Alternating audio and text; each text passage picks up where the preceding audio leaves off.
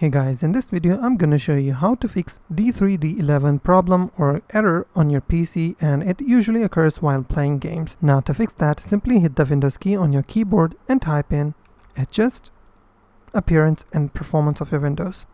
Select that option, go to the Advanced tab and simply click on Change. Here you have to select Custom Size.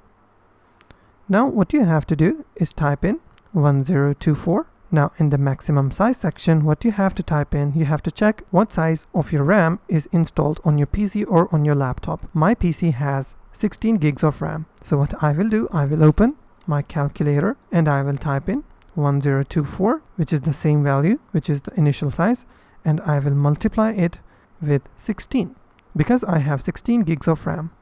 So the answer is 16384. So I will copy that and I will type in that.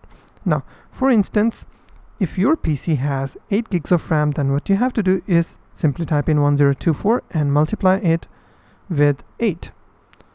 So if you have 8 gigs of RAM, you have to type in 8192 on this maximum size section. And if you have 4 gigs, you know what to do. Now after that, simply click on OK and check if the problem is fixed or not.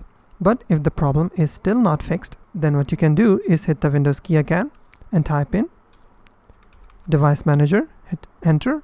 Now in the Display Adapters, click on the drop down menu, select your graphics card in this section, in my case which is RTX 2060, right click and click on Disable Device. Once you have disabled your device, what you have to do is re-enable it once again, and to re-enable it, what you have to do is simply right click and simply click on Enable Device.